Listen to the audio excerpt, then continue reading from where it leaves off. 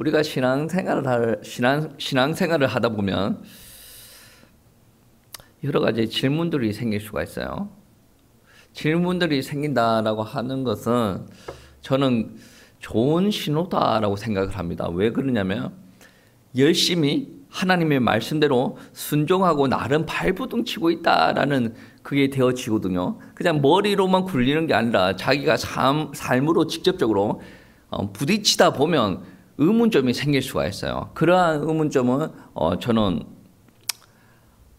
신앙생활을 제대로 하고 있다라는 사인 중에 하나라고 봅니다. 여러분 질문을 한번 해보세요. 믿음은 과연 무엇입니까?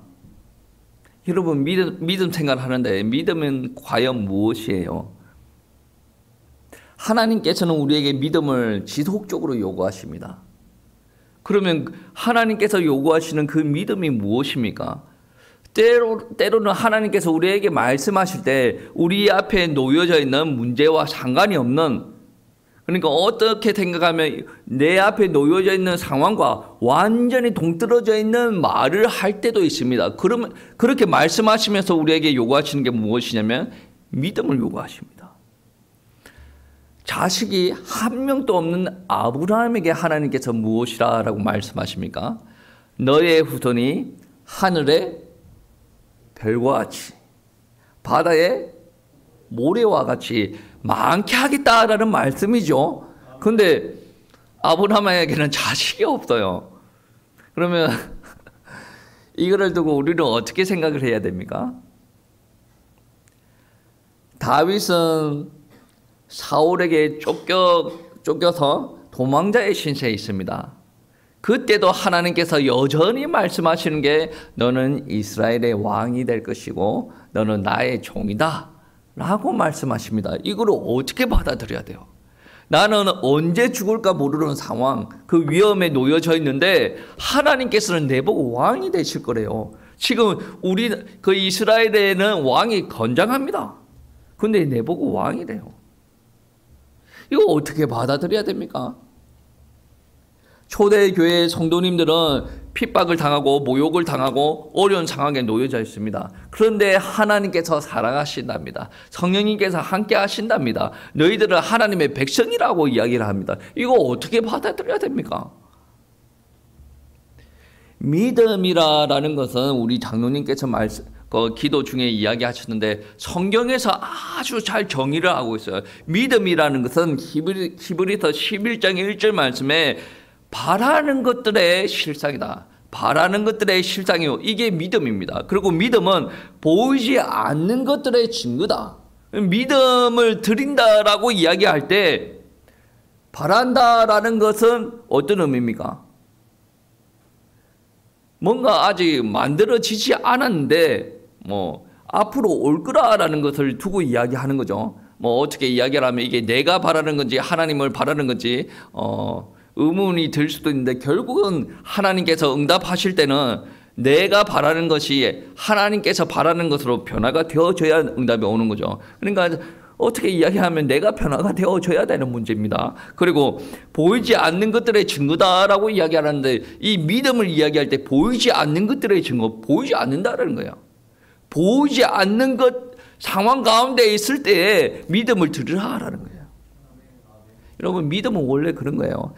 믿음 유무에 따라서 같은 상황에 있을 때에 하는 생각이 다를 수도 있고 판단이 다를 수도 있고 감정이 다를 수도 있고 그들의 삶의 모습이 다를 수도 있어요. 아브라함이 상황이 보이는 상황은 아니었어요. 다윗도 마찬가지고 초대교회 성도들도 마찬가지고. 그런데 그들은 믿었어요. 무엇을 믿었습니까? 내가 하나님의 백성이고 하나님께서 나에게 언약 주신 것을 믿었고 그 언약대로 하나님께서 이끌어 가실 것을 믿었다. 영혼 구원은 당연히 잡혀져 있는 거고 하나님께서 선택한 백성이니까. 여러분 신앙생활 할 때 옆에 많은 응답들이 일어나는 거 좋을 수도 있어요. 근데 제가 주변에 좀 보니까 응답들이 일어났을 때는 잘 믿었다가 응답이 없는 것 같고 이거는 육신적인 응답을 이야기하는 거예요. 육신적으로 좀 안 되어지니 자기 마음대로 또 함부로 판단하고 믿음을 저버리는 경우들이 많이 있어요. 그 사람들을 보고 믿음이 있다라고 이야기를 하지 않을 겁니다. 여러분은 같은 삶을 살더라도, 같은 예배를 드린다라고 하더라도, 같은 하나님의 말씀을 보더라도 그냥 거칠의 식으로 이렇게 가지 마시고 믿음을 가지시고 예배 드리고 삶을 살아가고 하나님의 말씀을 보시기 바랍니다.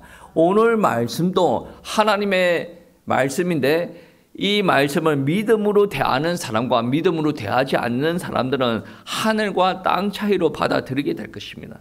오늘 성경 구절에 나오는 말씀은 하나님을 믿지 않는 사람들도 영화로 많이 접했을 겁니다.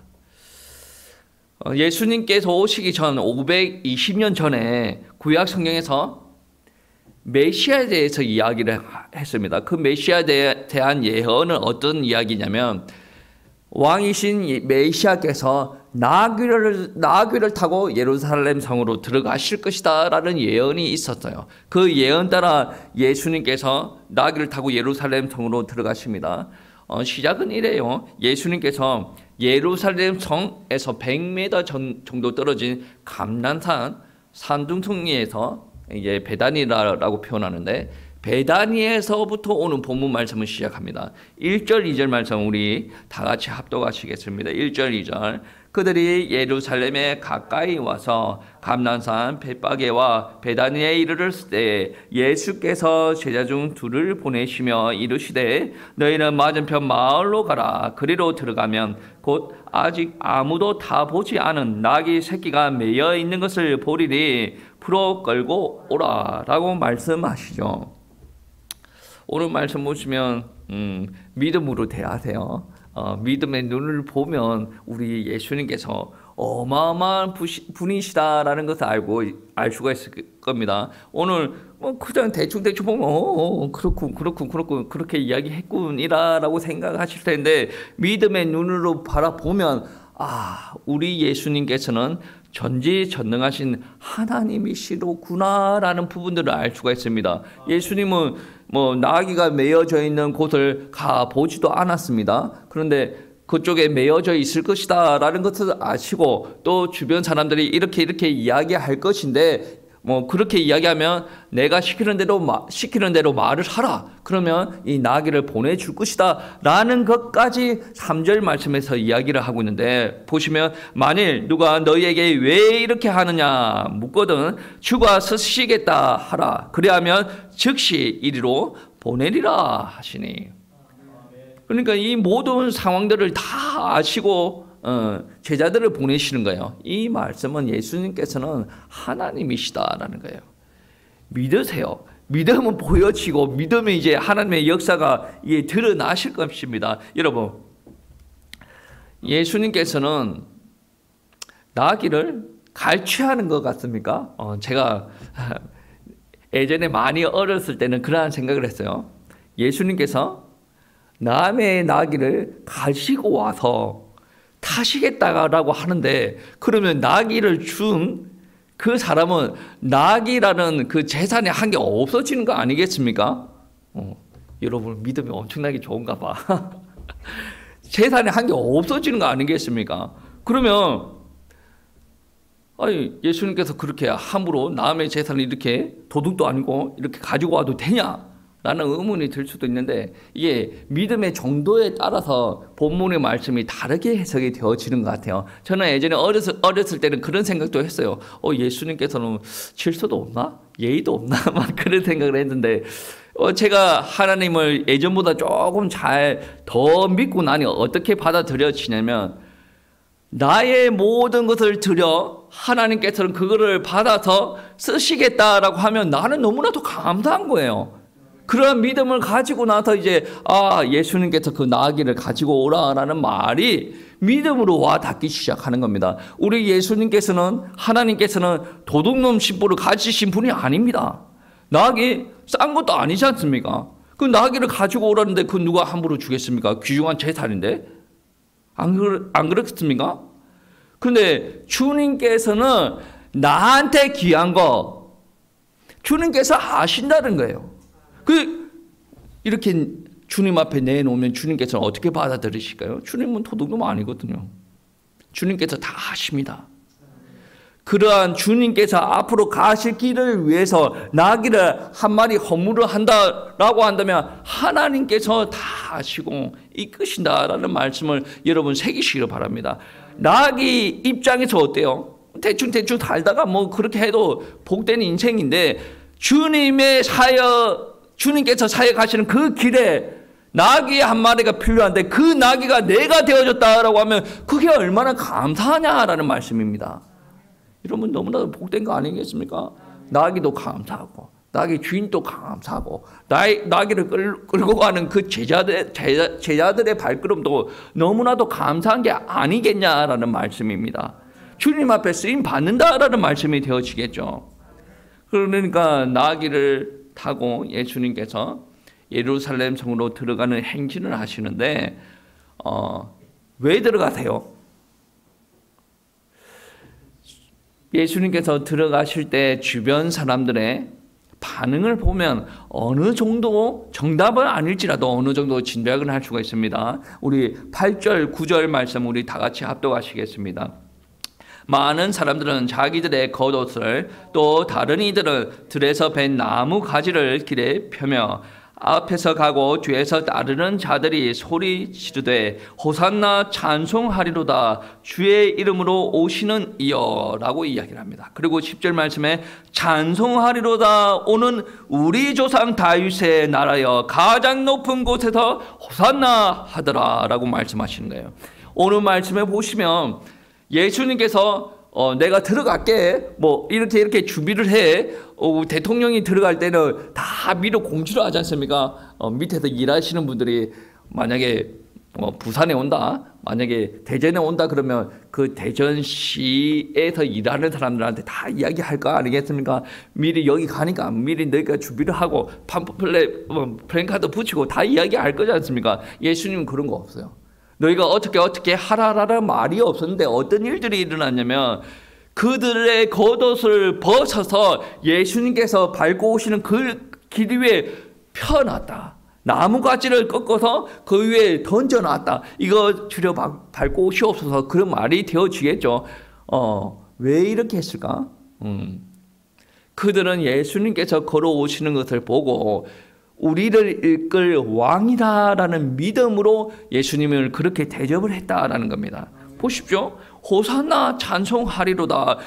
예수님을 향해서 찬송하는데 호산나라고 찬송합니다. 이 호산나라는 이 말은 어떤 의미냐면 지금 우리를 구원해 주시옵소서라는 말입니다. 우리가 로마 통치로 말미암아 신음하고 있습니다. 우리를 구원하여 주시옵소서. 이 땅에 자유를 주시옵소서. 경제적으로, 정치적으로, 종교적으로 탄압 속에 있는 우리를 자유케 하여 주시옵소서.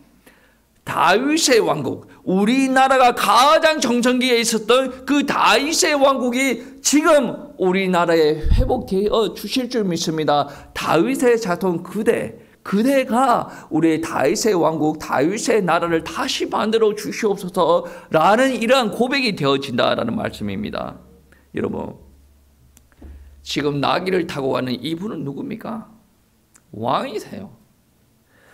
성경 말씀에 왕의 왕이라고 표현을 하는데 우리의 존재, 우리의 생각까지도 다스릴 수 있는 분입니다.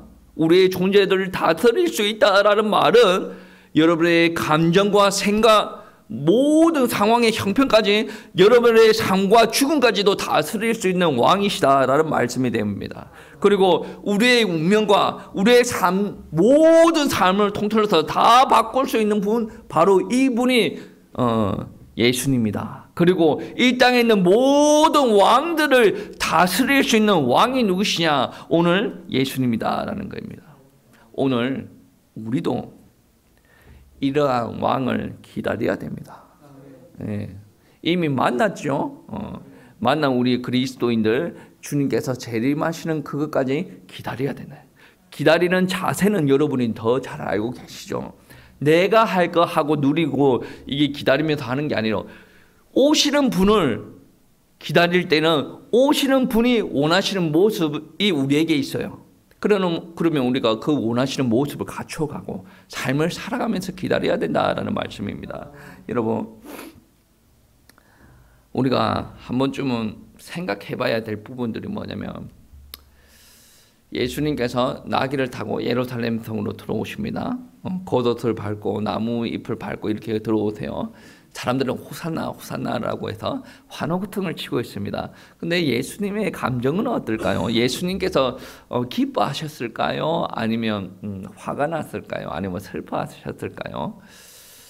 예수님은 아마 적지 않은 감정들에 가지고 있었을 것 같아요. 왜 그러냐면 이들이 환호성 치는 것이 예수님의 입장에서는 그다지 달갑지 않았을 것 같습니다. 왜 그러냐면 분명히 성경 말씀에 구원이라는 말도 나오고 믿음으로 하나님께서 다스린다라는 말도 나오고 우리에게 확신을 준다라는 말이 나오기를 하는데, 이들이 지금 기뻐하는 이유가 진정으로 하나님께서 예수 그리스도께서 주시는 구원으로 말미암아 기뻐하시는 게 맞냐?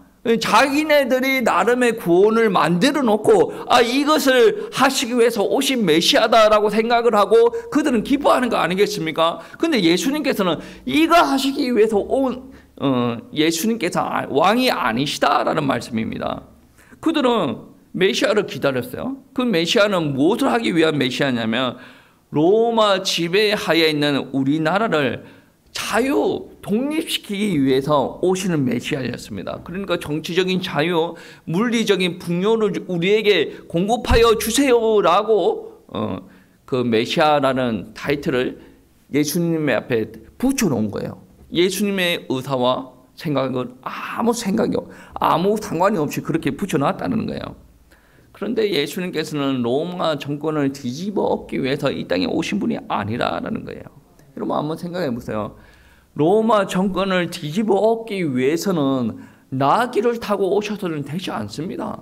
생각 한번 해보세요. 로마가 얼마나 강력합니까? 아니 이스라엘에서 로마까지 얼마나 긴 거리에 있습니까? 거리상으로 엄청나게 멀어요. 그만큼 로마의 군사력, 로마의 힘이, 권세가 이스라엘까지 미치도록, 아니면 북아프리카에까지 미치도록 권세가 엄청나게 강력했어요. 그런데 왕이라고 하는 사람이 나귀를 타고 와가지고 무슨 일을 하겠다라는 겁니까?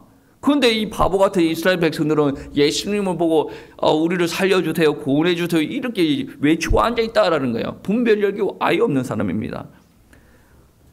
현실성이 없는 사람이에요. 믿음이 없는 사람이에요. 어떻게 보면 이스라엘 백성들 보고 현실성이 있다, 믿음이 있다라고 표현을 할 수도 있습니다. 그런데 그들은 현실성이 아예 없는 사람, 믿음이 없는 사람이에요. 여러분 신앙생활 할 때 여러분 현실적인 감각을 가지셔야 돼요. 아니 신앙생활 할 때 정말로 여러분 믿음을 가지셔야 됩니다. 왜 제가 이스라엘 백성들한테 현실적인 감각이 없다라고 이야기하냐면, 믿음이 없다라고 이야기하냐면, 여러분 한번 생각을 한번 해보세요. 그들은 예수님께서 오신 이유를 알았습니까? 몰랐습니까? 몰랐어요. 예수님께서는 로마 정권을 뒤집어 엎기 위해서 오신 분이 아니라라는 말씀입니다. 그런데 그들은 어떻게 생각했습니까? 자기가 그렇게 만들어 놓고 이거 해주세요라고 이야기하는 거 아니겠습니까? 그게 무슨 말이에요? 나를 환호를 하고 메시아라고 이야기하지만 그들이 말하는 내뱉는 메시아의 의미와 예수께서 마음에 담고 있고 지금 삶으로 살아가고 있는 메시아의 삶과 완전히 다르다 말이에요. 그러면 예수님께서 이스라엘 백성들을 볼 때 믿음이 있는 사람이에요, 없는 사람입니까? 믿음이 있는 것 같아도 믿음이 없는 사람이라니까요. 오늘날 교회에서 신앙생활을 하면서 하나님은 우리에게 응답 주시고 축복하시고 우리의 앞길을 열어주세요라고 이야기하는 그 기도를 하고 있는 그 사람의 기도 제목을 하는 그 사람을 보고 하나님께서 믿음이 있다라고 생각하겠냐, 믿음이 없다라고 생각하겠냐. 하나님을 제대로 알고 기도해야 될 거 아니겠습니까? 믿음 없는 사람이 되어질 수도 있다는 거예요. 오늘 본문 말씀에 이스라엘 백성들을 보고 하나님께서는 믿음이 없다라고 보는 거예요. 그리고 믿음이 없는데 현실성은 있어야 될 거 아니에요. 뭐가 나귀를 타고 예전에 메시아가 나귀를 타고 온대. 그래가지고 그러니까 믿음이 있긴 있는데 어중간하는 믿음을 가지고 있어요. 믿음이 어중간하면 현실적인 감각이라도 탁월해야 되는데 나귀를 타고 어떻게 그거를 뒤집어 엎는다라는 말입니까? 현실적 감각도 없어요. 여러분 믿음을 가지시고 현실적인 감각을 초월하세요. 믿음을 가지시고 현실적인 감각을 초월하라는 거예요. 그 말은 여러분 현실적인 감각을 무시하라는 말이 아닙니다. 예수님께서는 왜 나귀를 타고 오셨냐면 하나님의 말씀에 메시아는 나귀를 타고 오신다라고 했기 때문에 나귀를 타고 왔어요. 그 나귀를 타고 오시는 그분은 하나님이십니다. 하나님이신 그분이 왜 나귀를 타고 오실까요? 그 하나님이 왜 오셨습니까? 섬김을 받으시기 위해서 오신 게 아니라 섬기러 오신 거 아니겠습니까? 그러면 그 많은 군마들에 휩쓸려서 많은 병력들에 다 끌고 오면 이게 권력 있는 사람들만 예수님을 만나볼 수가 있는 거 아니겠어요? 근데 나귀를 타고 오면 많은 민중에게 휩쓸려가지고 호산나 호산나 하는 그게 가능하단 말이에요. 그러면 나이 많은 사람들도 만날 수가 있고 나이 어린 사람들도 만날 수가 있고 많이 배운 사람들도 만날 수 있고 못 배운 사람들 그리고 왕족인 귀한 사람들도 만날 수가 있고 우리처럼 뭐 천한 사람들도 만날 수 있는 거 아니겠습니까? 예수님께서는 처음부터 성기로 오셨어요. 그리고 그분의 삶은 완전히 일관된다라는 것을 우리는 알 수가 있다라는 말씀입니다. 여러분 예수님께서 오신 이유가 무엇입니까? 이스라엘 백성들이 원하는 그 구원 그것보다 더 본질적인 자유와 해방을 주기 위해서 오셨다라는 거예요. 그 자유와 해방을 이미 약속하셨어요. 이거를 이루시기 위해서 십자가에서 죽임 당하시고 십자가에서 대속 제물로 우리를 위해서 죽임 당하시고 우리를 구원하시기 위해서 오신 분이 바로 예수님이라는 말씀입니다. 예수님께서는 아무 생각 없이 오신 분이 아니에요. 뭐 기분에 들떠가지고 예루살렘에서 호산나 좋아 그리고 나서 어쩔 수 없이 뭐 힘이 없어가지고 십자가에 달리신 그분이 아니란 말이에요. 예수님께서는 앞으로 일어날 모든 일들을 아십니다. 그리고 나서 일어난 일들도 모두 통제하고 계시는 예수님이라는 것을 우리는 알 수가 있어요. 나귀 구해오는 것도 있죠. 그리고 예수님께서 호산나 호산나 할 때도 예수님은 그때 들떠서 흥분하지 않으십니다. 예수님께서는 하나님의 놀라우신 계획을 가지고 계시고 그 계획을 이끌어 가신다. 하나님은 우리 계획도 우리를 향한 계획도 있다라는 거예요. 우리를 이 땅에서 나게 하실 때도 하나님께서 계획을 가지시고 나게 하셨다. 그리고 우리를 하나님을 믿게 하실 때는 우리 인생을 완전히 변화시켜가지고 하나님께서는 우리를 하나님의 백성으로서 하나님의 사자로 사용하실 목적을 두고 우리를 부르셨다라는 말씀입니다. 우리의 인생을 바꾸기 위해서 우리의 죄의 문제를 해결하시기 위해서 오신 메시아가 바로 예수님이다라는 분이에요. 우리 믿는 우리들에게는 그 메시아가 동행하십니다. 함께 하시고 우리와 우리 마음 가운데 함께 하신다는 말씀입니다.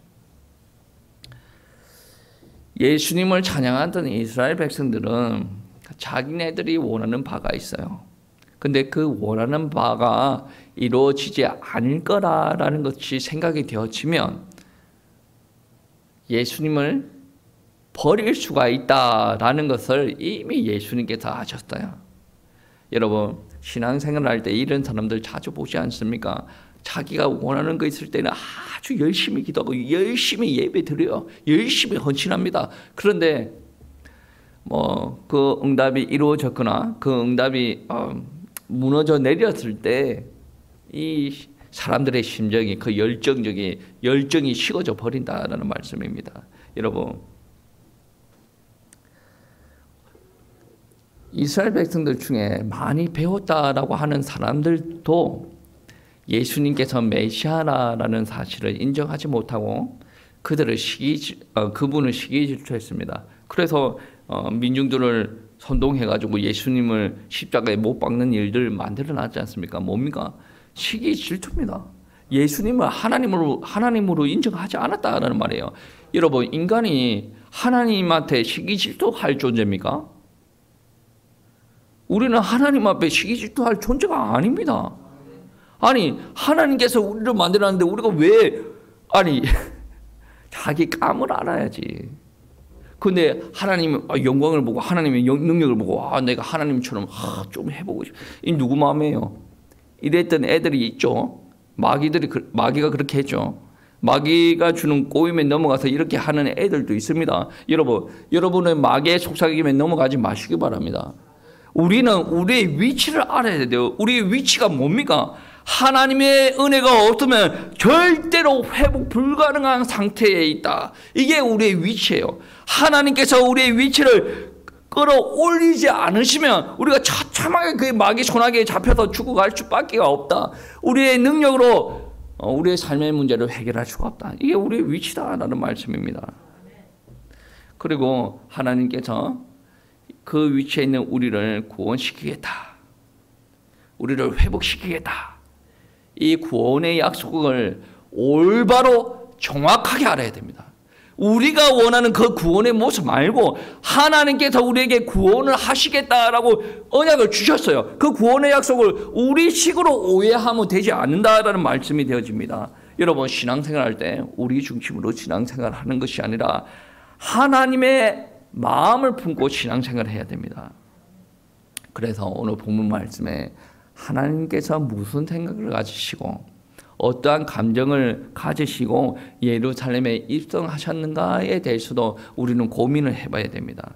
오늘 본문 말씀에는 없는데 오늘 본문 말씀과 똑같은 말씀을 기록하고 있는 누가복음 19장 말씀에 보시면 19장 41절 말씀에 가까이 오사 성을 보시고 우시며 라고 이야기했습니다. 예루살렘 성에 들어가기 전에 예루살렘 성에 가까이 오셨을 때 예수님의 감정은 어땠는가? 슬피 우셨다라는 말씀입니다. 참 이상하죠.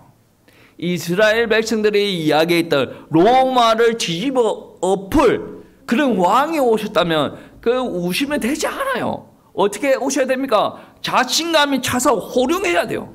그리고 앞으로 우리 이스라엘 백성들과 우리 주변 사람들을 다 으쌰으쌰 해가지고 우리가 우리 민족의 독립을 할 텐데 기뻐해야 돼요. 단합을 해야 돼요. 근데 예수님은 어떻게 하셨습니까? 우셨다라고 이야기를 합니다. 앞뒤가 맞지 않죠. 이스라엘 백성들이 말하는 말과 예수님의 지금 감정의 상태가 맞지 않다라는 겁니다.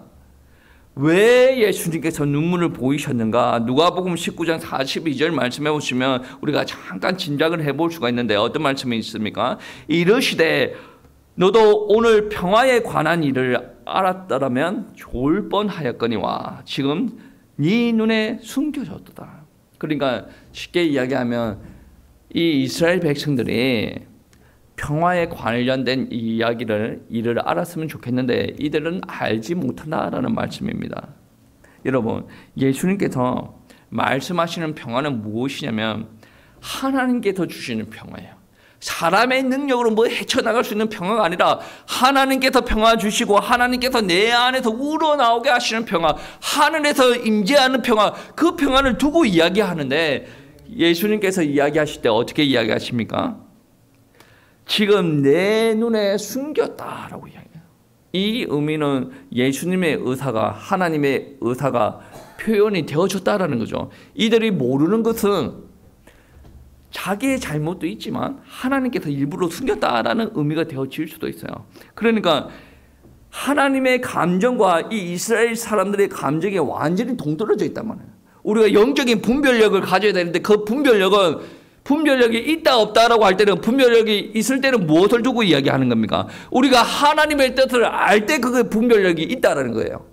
많은 사람들은 육신적인 기준을 막 놓고 이거 좋다 저거 좋다 이것도 좋고 막 그게 분별력이 아니라 설령 좋지 않을지라도 하나님께서 뜻이 있으면 그 뜻을 이루어 나가는 길 위에 서 있는 사람들 보고 분별력이 있다라고 이야기해요. 아브라함 한번 보세요. 얼마나 분별력이 없습니까? 아들이 없는데도 네 후손들이 하늘의 별처럼 많아지겠다라고 이야기하는 그 사기꾼 같은 그 이야기를 듣고 따라가는 거예요. 육신적인 사람들의 말을 들으면. 그런데 아브라함의 분별력이 임했을 때는 어떻게 합니까? 나한테 자손이 없다라고 할지라도 하나님께서 그렇게 하실 것이다 믿고 가는 거예요. 근데 또 다르게 육신적인 눈을 가지고 있는 사람들 보면, 야, 너 좀 기도하고 있네, 좀 이 시기를 버텨, 너 왕이 될 것이다, 이 다윗에게 이야기를 하는데, 이 하나님을 믿지 않는 사람들이 볼 때는 이 완전히 하나님이 사기꾼이냐. 여러분도 그렇게 느껴질 때가 있지 않습니까? 이거 당연한 거예요. 그렇게 육신적인 마음이 클 때는 그게 당연한 겁니다. 다윗도 실수했고 아브라함도 실수했습니다. 그들이 왜 실수했겠습니까? 믿긴 믿는데 순간순간 넘어진다라는 말씀이 되어지겠죠. 그런데 영적인 분별력이라는 것은 무엇이냐면, 내가 도망자의 신세에 있을지라도, 내가 자식이 한 명도 없다라고 할지라도 하나님께서 하실 것을 기대하고 내가 그 자리에 서 있는 거예요. 내가 순종하고 있다라는 말씀이 되어진다는 거예요. 근데 안타까운 것은 하나님이신 그분이 바로 눈앞에 있는데 참 평화를 주시는 예수님을 알아보지 못해요. 구원 주시고자 하는 예수님을 보고도 깨닫지 못합니다. 계속해서 누가복음 19장 43절 44절 말씀에 보시면 이런 말씀이 있습니다. 날이 이를지라 내 원수들이 토둔을 쌓고 너를 둘러 사면으로 가두고 또 너와 및 그 가운데 있는 내 자식들을 땅에 메어치며 돌 하나도 돌 위에 남기지 아니하리니 이는 내가 보살핌 받는 나를 알지 못함을 인함이라 라고 이야기하고 있어요. 이 말은 예수님께서 우시면서 어떻게 우시냐면, 참 평화가 있는데 너희가 평화를 알지 못한다. 조금 있으면 로마 군인이 이 예루살렘 성을 완전히 휘몰아칠 텐데, 그 휘몰아치는 이유가 무엇이냐면 내가 보살핌을 받을 나를 알지 못합니다. 주님께서 오시는 그리스도, 그 그리스도를 깨닫지 못하여서 하나님께서 심판하실 것인데, 그 심판이 70년이 되어지면, AD 70년이 되어지면 로마 군인이 딱 와서 이 성곽을 다 무너뜨릴 것이다. 그리고 너희 후손들 로마 군인의 군화에 짓밟힐 것이다 라고 이야기를 하는 거예요. 이들은 그것도 모르고 환호성을 치고 앉아있어요. 그리고 그 환호성을 보면서 걸어가는 예수님의 신경을 어떻게 했습니까? 그들이 환호성을 보기 전에 예수님께서 이미 이러한 이야기를 하고 슬피 우시고 나서 걸어가시는데, 그들의 환호성을 보면 어떻게 했습니까? 진짜 메시아로 보고 진짜 평안을 알고 진짜 구원자를 알고 그렇게 환호성을 치면 예수님께서는 기뻐하셨을 텐데, 그게 아니니 예수님께서 눈물을 흘리시는 게 아니겠습니까? 이스라엘 백성들은 어떻게 말을 하면 하나님의 백성이라고 이야기가 되어질 수도 있어요. 하나님의 언약을 가지고 있는 사람들 아니겠습니까? 근데 하나님의 언약을 가지고 있는 그분이 언약 성취가 말씀이 육신이 되어가지고 난 그 예수 그리스도를 보고도 언약 성취가 되었다라는 것을 모르는 거예요. 그 언약 성취가 되어져 가는 과정에 십자가 지시로 가는 길 과정 중에 있는 그 분을 보시고도 깨닫지 못하였다라는 거예요.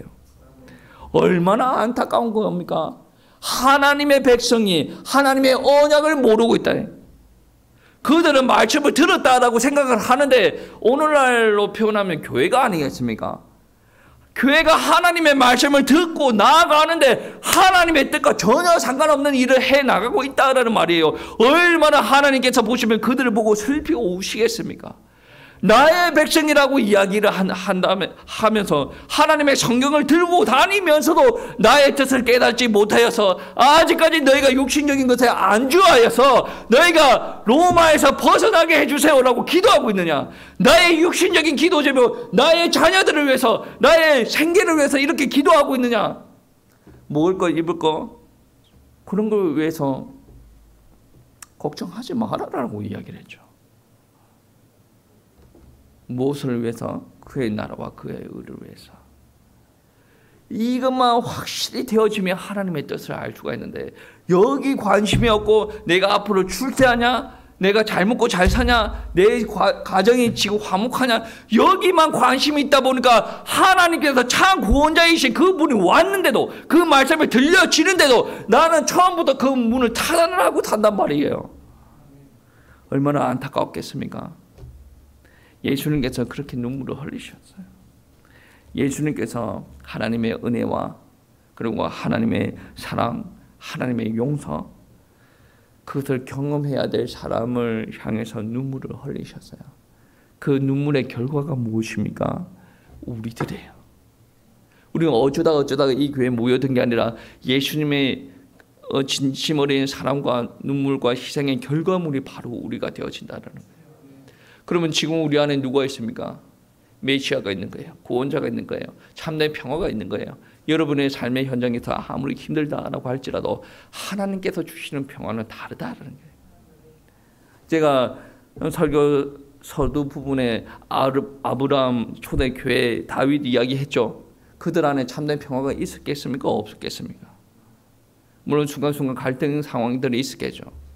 우리가 내가 하고 싶은 일들이 주변에서 잘 이루어지지 않고 막 갈등이 일어날 때 나한테 무조건 갈등이 있다, 마음이 힘들다라는 부분이 아니에요. 주님께서 임하시면 나한테 평화가 임한다는 거예요. 그게 하나님께서 주시는 은혜예요. 그게 주님께서 우리에게 영적인 구원을 통해서 주시는 참된 축복이다라는 말씀입니다. 그러면 주님께서 내 안에 계시고 주님의 마음을 내가 품었어요. 그러면 나는 주님께서 눈물을 흘려주셨던 것과 같이, 그러니까 엄한 데 가지고 엄한 찬양을 하는 이스라엘 백성들 보고 눈물을 흘리셨죠. 그럼 우리가 주님의 마음을 품으면 어떻겠습니까? 엄한 일들을 하고 있는 사람들 보고 눈물을 흘려줘야 되는 게 당연하지 않습니까? 할렐루야, 주님께서 하셨습니다. 근데 이게 하나님을 찬양하는 것은 좋은 일이에요. 근데 우리가 그런 일들이 일어나지 않더라도 하나님을 찬양을 해야 진짜 평화가 임한 사람의 특징이다라는 겁니다. 여러분, 우리 주변에 보면 우리를 두고 사태질하는 사람들이 있을 겁니다. 여러분 가정에 보면 배우자들이, 자녀들이 사태질을 할 수도 있어요. 뭐 엄마 아빠는 뭐 그렇게 하고 뭐 당신은 뭐길래 예수쟁이가 돼가지고 뭐 이런 비아냥거림 막 당하기도 할 겁니다. 그들을 위해서 무엇을 해야 됩니까? 예수님도 십자가의 고난을 당하실 거 아시고 목숨까지 앗아갈 것을 아시고 눈물을 흘리면서 기도하셨잖아요. 우리가 당하는 비판, 어떻게 보면 예수님께서 우리 안에 계시다 그러면 당연한 거예요. 우리가 할 일은 무엇입니까? 눈물로 기도하는 겁니다. 그들 안에 생명이 없는 거예요. 미안하지만 안타깝지만 생명이 없는 거예요. 그들 안에 성령이 오고 오히려 더 흑암이 있어요. 이 땅에 사는 사람들 보세요. 흑암에 놓여져 있으면서 본인이 즐기고 누리고 있는 게 최고인 것처럼 그렇게 살아가는 거예요. 얼마나 안타까운 거예요.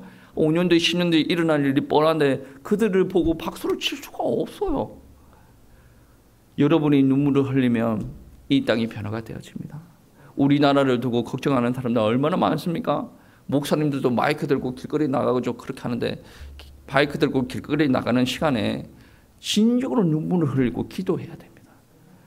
아니, 지금 코로나가 터지고 나서 한국교회가 심각한 고민에 빠졌어요.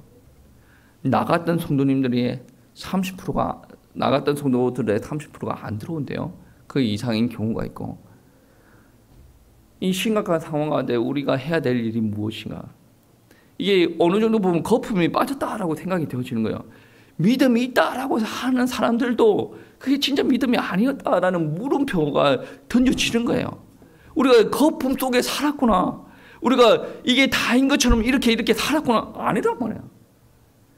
하나님께서 던지는 것을 확실히 붙잡고 살아가면 현실적인 감각을 가지셔야 돼요. 그리고 하나님께서 하실 것이니까 이 현실적인 것을 뛰어넘어서 초월하실 하나님을 기대하시길 바랍니다. 영적인 분별력을 가지시기 바랍니다.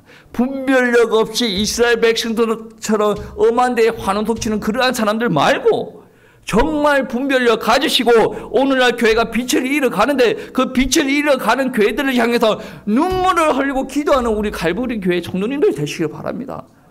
우리보다 훌륭한 교회가 많지 않습니까? 예, 많습니다. 많은데도 하나님께서 우리에게 주신 마음이 그렇다면, 예수님께서 여러분 안에 계시다 그런다면, 하나님께서 오늘날 이 땅에서 무너져 내려가는 교회를 바라보고 슬퍼하신다면 여러분도 빛을 잃어가는 그 교회를 보고 슬퍼하셔야 돼요. 그리고 우리 교회뿐만 아니라 주변에, 그리고 한국교회, 전 세계 교회가 살아날 수 있도록 여러분 눈물로 회개하고 기도하셔야 됩니다. 그리고 우리 주변에 있는 죽어가는 많은 사람들이 살아날 수 있도록 예수 그리스도의 복음으로 말미암아 그 사람들이 회개하고 돌아올 수 있도록 우리는 눈물을 가지고 기도해야 됩니다. 여러분, 우리 말고 기도하는 사람 많이 있습니다.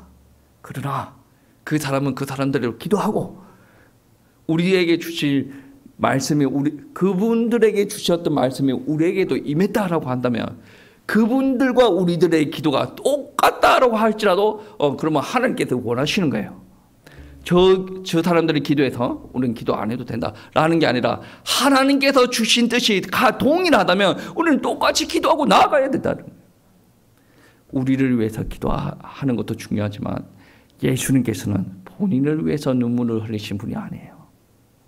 이 땅에 죽어가는 죄인들, 앞으로 고통받을 이스라엘 백성들을 위해서 눈물을 흘리셨어요. 그분이 지금 우리 속에서 역사하고 계십니다. 정말 오늘부터는 주변의 교회들을 위해서, 주변에 여러분을 위해서 핍박하는 죄인들을 위해서 기도하시기 바랍니다. 그게 바로 아마 믿음의 도전들 중에 한 발걸음이 되어지지 않을까라고 생각합니다. 여러분, 아무것도 보이지 않더라도 하나님께서 기도하라라고 할 때 기도하시면서 하나님께서 역사하시는 것을 체험하는 갈보리 교회 되시기를 축복합니다.